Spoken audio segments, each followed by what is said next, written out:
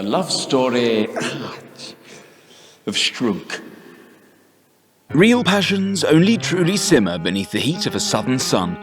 Juliet, Romeo, and all that.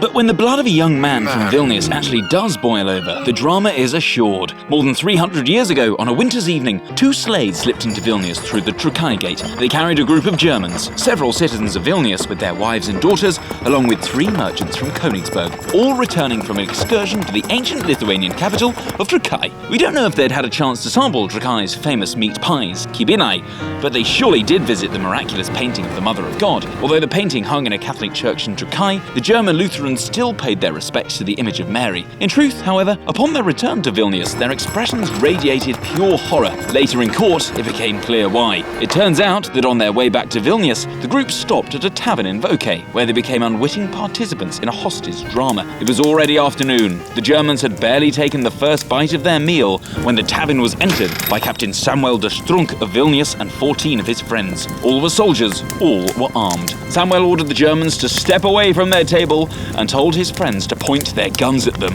Then he turned to the merchant named Kristupas and bellowed out, "How dare you be seen with my woman?" That woman, Ona of Vilnius, was Samuel's fiancée, and her father was the wealthy Vilnius merchant Joachim Löhr. Captain Samuel also hailed from a high-born family and was the son of the king's personal secretary. But when he learned that Ona had planned to travel to Trakai with a bunch of merchants from Königsberg, he flew into a jealous rage and plotted his revenge. The merchant Kristupas tried to explain to the captain that he himself was married with children of his own and that he had no intentions toward Ona. Samuel listened to this story and then punched the man in the teeth and began to shout once more. "All of you, down onto the floor," he ordered the Germans. "And you," he said to his friends, "bring the axes." The women began to scream and locked themselves in another room. Samuel caught up with Ona and, loud enough for everyone to hear, demanded that she only marry him. And to make it sound even more serious, he warned her, "If you go with that merchant, I'll find him in Vilnius and kill him." Terrified, Ona took the ring off her finger and gave it back to Samuel. We don't know if the merchants from Königsberg had actually any ideas about Ona. Lots of men would come to Vilnius in search for a rich wife. So many men, in fact, that a special law had been passed to protect the girls of Vilnius from being swept away or married off secretly for their money. And if a girl ran away from home, her parents were given the right to disown her, stripping her of any wealth or inheritance. Captain Samuel de Strunk,